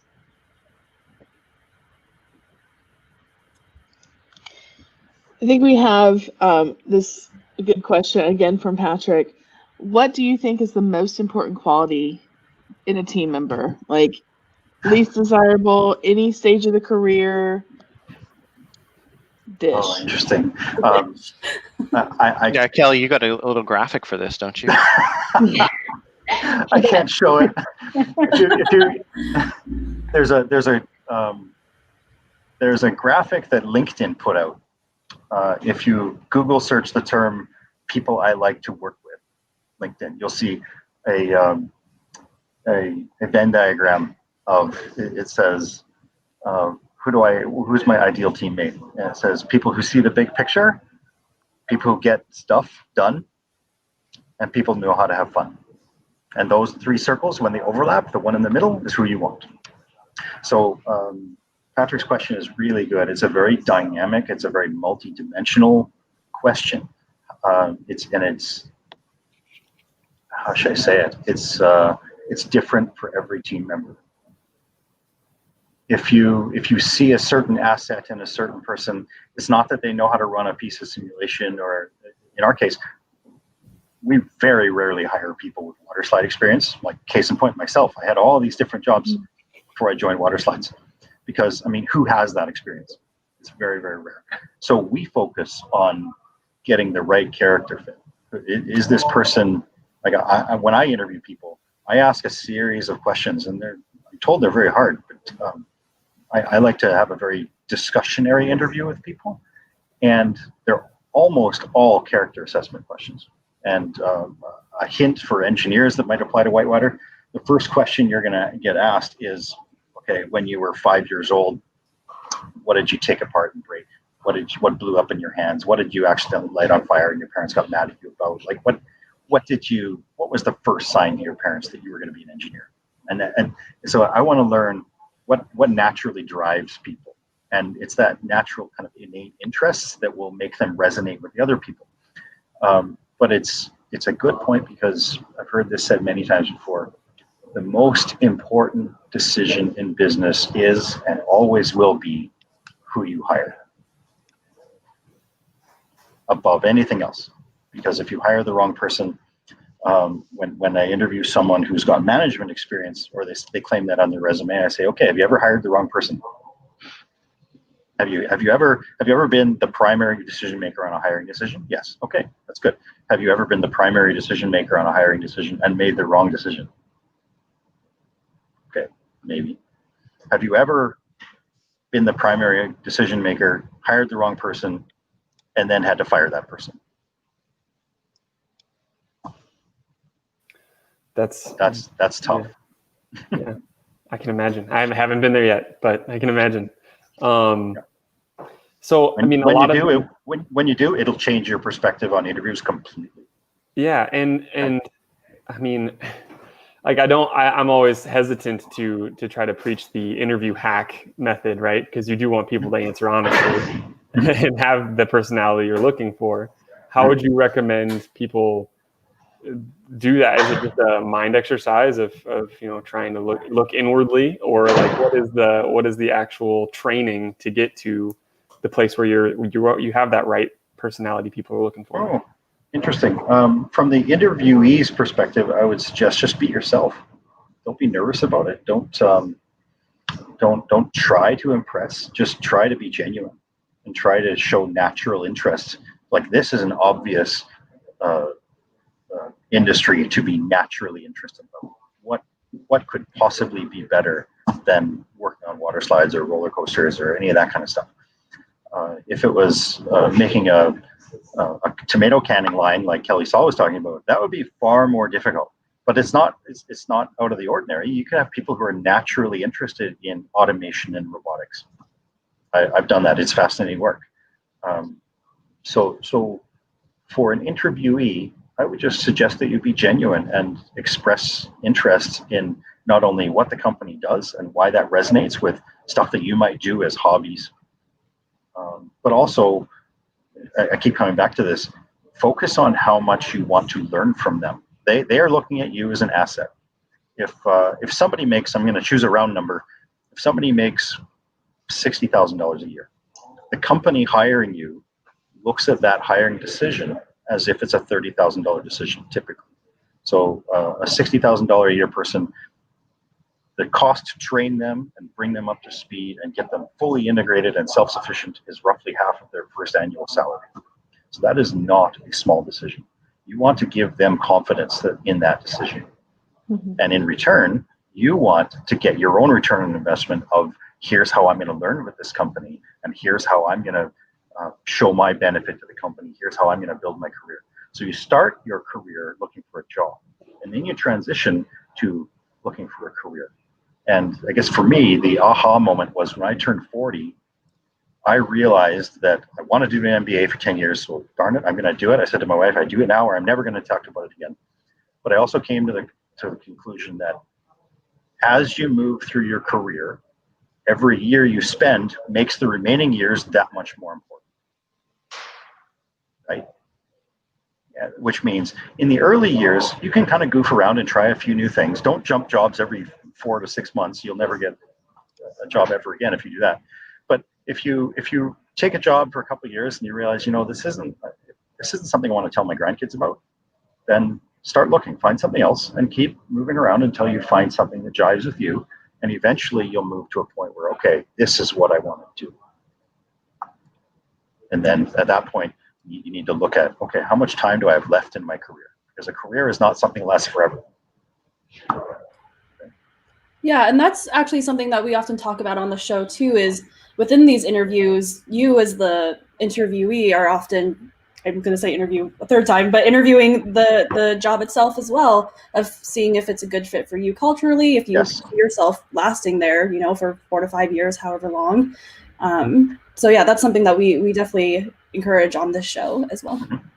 Yeah, and we think for WhiteWater, attitude and curiosity are very important, and the energy that you bring to the team. Like both Kellys were saying, most people that come into the entertainment industry have no experience in the entertainment industry. And I have met a lot of people that started maybe cleaning the pool when they were 16 in the park nearby, went to school for something else, and then kind of kept working their way up through the industry, and now are, at Disney designing rides. And it's their attitude, and I think their curiosity and that energy that they bring to the team, to the interview, to the process, that's very important for us. Yeah, letting passions show, not necessarily passions for the industry, just if you're into something, let the interviewer know that you care about something, and it's that sort of curiosity and intellectual curiosity that's a good character trait rather than skill. I mean, WhiteWater has said it many times before that they don't hire for skill. They're looking at character, and they're looking at the kinds of people that they want to bring on board and participate in this culture. Okay, I had a question. All three of you, what is the hardest lesson you've had to learn so far? Because we all have really difficult lessons that we have to learn just as humans, but like specific. Good question. I would say that the simple things are actually very hard and complicated, and there's a lot of people and time and effort behind them. Often a decision made in a meeting, it's a result of many other meetings that have happened before, many other people that have met and discussed that as well. And I think with your first jobs, some of those things seem simple. And like Kelly was saying earlier, it's easy to get frustrated because a decision didn't go your way. But it's actually a bigger picture, a longer process, a lot of people involved, a lot of layers. And I think it takes a few of your jobs and a few years to see that in your projects. Sall, would you like to go next? Yeah, I mean, in this industry in particular, timelines are very important, and it's an odd industry with odd demands, and because the timelines are so long, if the right decisions aren't made early, bad decisions can propagate to the point where they're very costly later on. So, I would say that was a particularly difficult lesson in this industry and some of my experience where, understanding that the result of a decision won't be seen, 3 years from now, and you can't take some of this stuff lightly because of just how long the projects are. Yeah, and I know it's tempting a lot of times when we're making a difficult decision to try to wait to see if we get more inputs. If we can figure out there's more information to make a better decision, but a lot of times there's no more information coming, and you need to make the best decision you can in the moment before you start holding up everything else. So my answer to that is one word, and the word is tenacity. Not every hockey player is a Wayne Gretzky. Not every basketball player is a Michael Jordan. But any average hockey player can become a very good hockey player if they show just sheer tenacity. And that is not letting, again, we're talking about emotional challenges, not letting roadblocks stand in your way. And I think back to a quote, I forget where it came from, but every problem has infinite solutions, which means nothing is impossible. If you have 3 options in front of you and none of them look particularly good, to do nothing is still a decision. And it's usually the wrong decision. The appropriate decision is to find a 4th. Like, the tenacity of trying to solve the problem will inevitably create a 4th option that is the right option. So sticking to it and not giving up. Nothing is impossible. And actually, I think a good segue, actually, as I was talking about this before the class, I've got this Bart Simpson on my desk. I keep this, it's an old piggy bank that I got in the 90s. My parents gave it to me for Christmas. But there's this thing right beside it, which is a cast aluminum version of the same thing. You can even see the piggy bank or the coin slot in the back. And this aluminum Bart has come with me to every job I've ever had. And it's kind of a fun thing to have on your desk. But the reason that I'm talking about it right now is that I brought this to my class at BCIT. It was a hands-on learn how a casting process works. And my instructor said to me, there is no way you're going to be able to do that with the tools that you've got. They're like, look at this place. It's a mess. The tools are horrible. The casting system is the lowest quality you could possibly have. And I said, well, I'm going to try anyway. He said, it's impossible. It won't work. And half hour later, I pulled this out. Just through, I'm going to try it anyway. And he was shocked. And so this is like, I use this as a good tool for a junior engineer. I show them this. And it's got some flaws, like the hair is a bit screwed up and his eyes are a bit crusty and he's got a shrinkage cavity in his butt. But this is what I choose to show people, that nothing's impossible. It's a funny metaphor. But it's a great paperweight and a great discussion piece. But mindset is everything.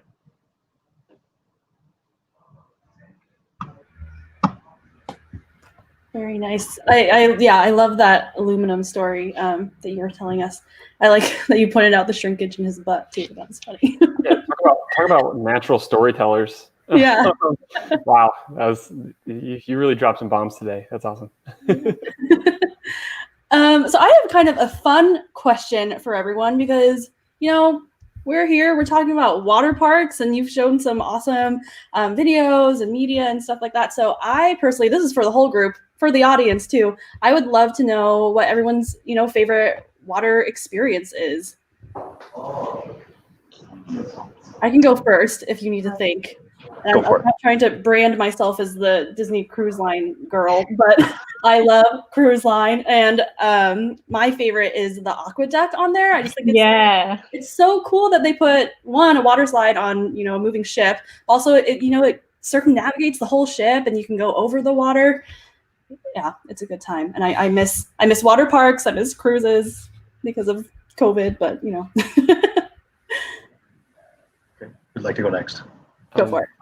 I can go if you guys need some time. But it's actually a one I just experienced here within the last year. I finally made it to Volcano Bay.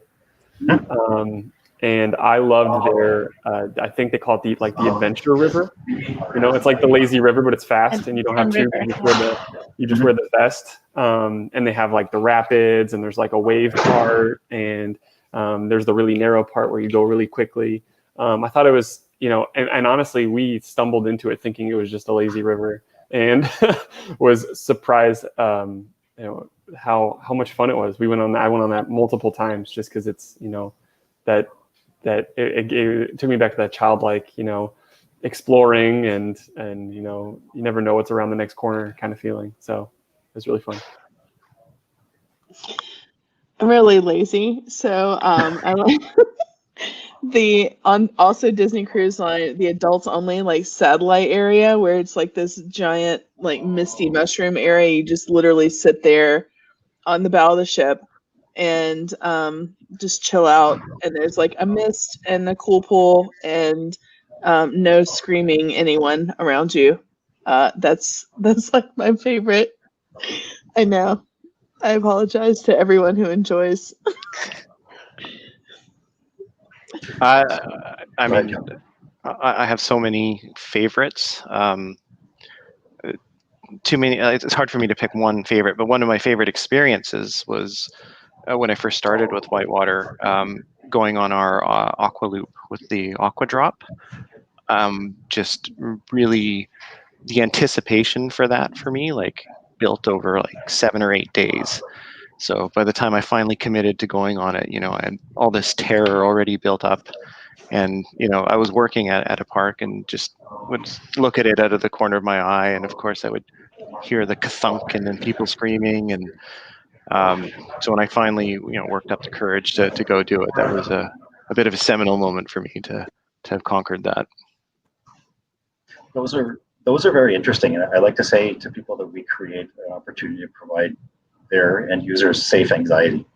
And the aqua loop is very much one of those. And it creates 2 scenarios. It creates a scenario where a person can feel a challenge, like Kelly did. I want to ride that thing, but I'm not sure if I have the guts to do it. So 2 scenarios happen. Either he works up the courage to ride it and leaves the park feeling like he's with a sense of accomplishment and he wants to come back and do it again someday, or he leaves the park feeling shame because he couldn't bring up the confidence to go and ride the thing, and he wants to come back and try it again some other day. Both scenarios, they want to come back. So that's important for the end user. I think for me, my favorite are the family rides. I think nothing compares to having, your whole family or a group of friends go down a huge tube with lots of lights and aqualucent and effects, and then go down a wall, for example, the Boomerang 6. It's just so great. It's such a great feeling. And to see everybody, their expressions as they're right in front of you as well. Those are pretty cool. My favorite experience, though, I had a similar one to Kelly, but my favorite experience was actually the park that we showed. To give a plug for Atlantis Dubai. They've got that Master Blaster complex. We start out at a certain level, and then by the end, you go slightly down and then up and slightly down and slightly up. It's a very exhilarating ride being pushed up, and you wind up a full story higher than when you started. So a water slide going uphill is a little out of, but it's an exhilarating ride, and I absolutely love being part of the project.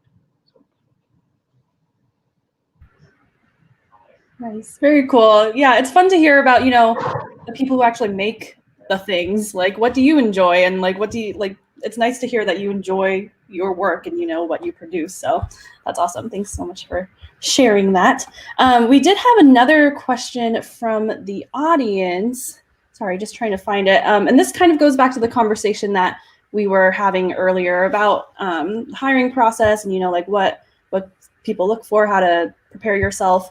And Adam asked, how much do you think age makes a difference in the decisions of recruiting?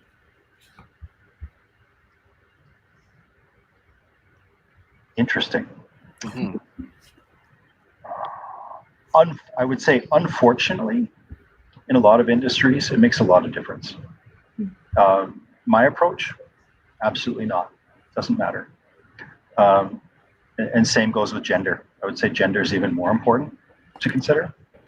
I will just openly say that when I review resumes, the first ones that I read are females, because I have yet to meet a female engineer who isn't an absolute rock star.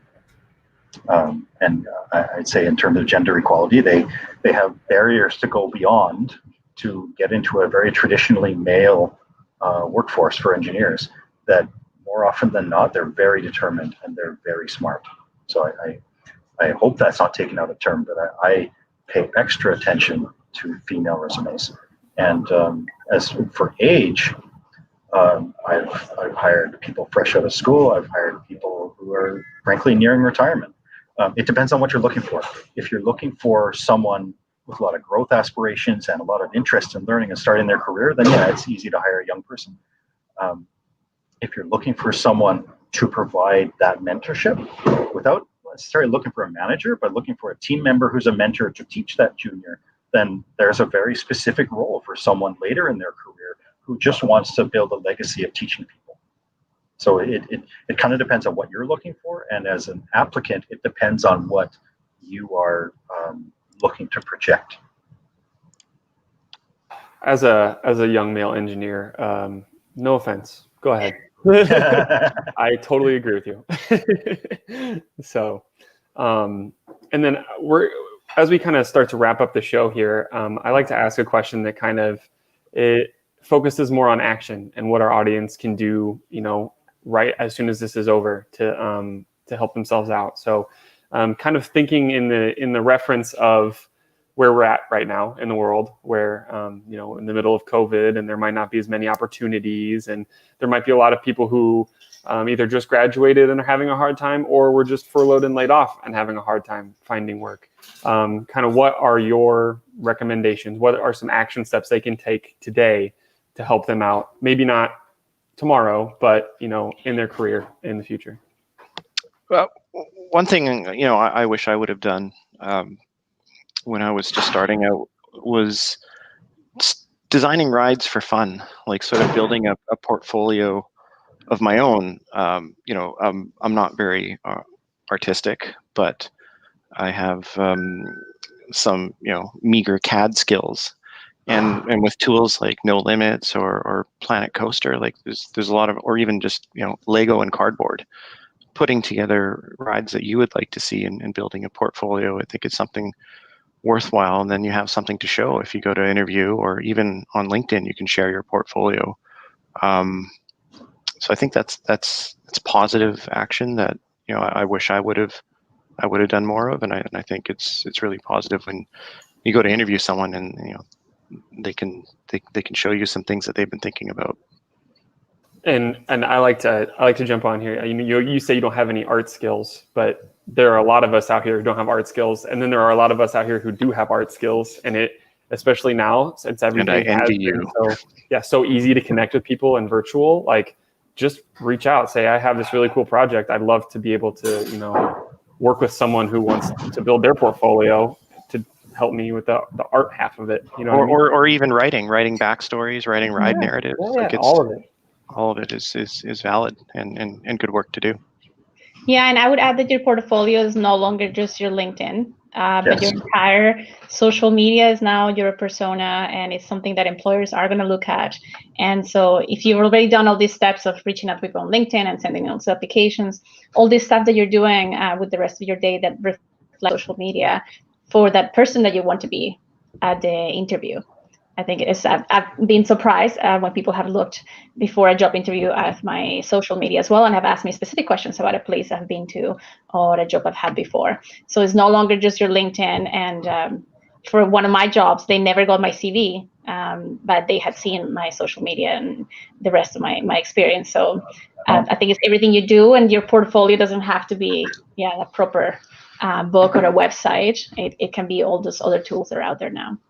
So specific to new grads, I've seen this time and time again where someone tries to take a school project or a home project and try and make it look like employment. Don't do that. We see right through it. Just be honest about your employment status. If you have only worked in a couple of places, just say what you did.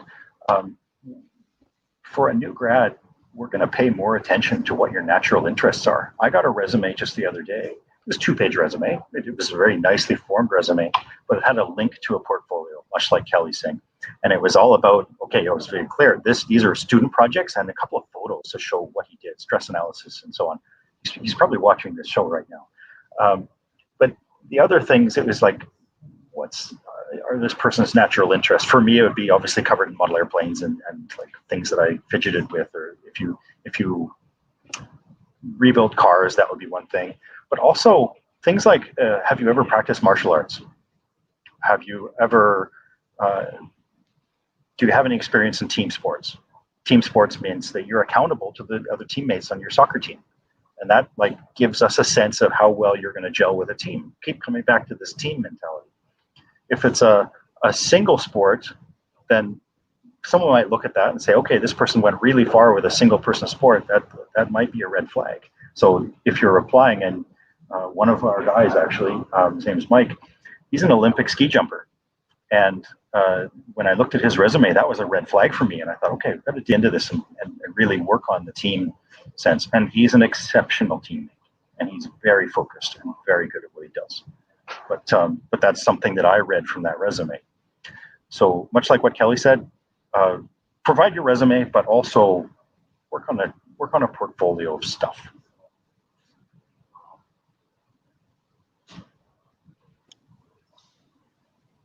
I see a question on the side here about our hiring. We do hire from all over the world. Our office is like a little United Nations with, I forget how many numbers of languages that are spoken at the office. We also do have regional offices, so we do hire for Asia and Europe office as well as the Middle East. And that comment about Vancouver, not being a hotspot for water parks is an interesting one. It just means that our laboratory is the world. You get to, pre-pandemic, post-pandemic, get to travel all over the world and evaluate rides in different locations. I forget what the stat was a few years ago, but they added up all the flight miles that WhiteWater employees traveled in a year, and it was, I think, over 4 million. Yeah, about time for Jeff to buy us a plane, right? Yeah. Yeah. I've been with the company for 5 years, and I've been to Dubai 3 times. Nice. Very nice. And there was another comment too about, actual items during this time for portfolios and things like that. Asking like things like Planet Coaster, is that viable to use within a portfolio? I would love to see your Planet Coaster rides.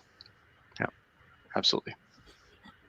Yeah, and that kind of goes back to Kelly, your slide that you had about things that we can do right now, and with things like TECWS and design competitions, and even just forming a group of friends or folks that you've seen on LinkedIn. Dave was kind of mentioning this earlier.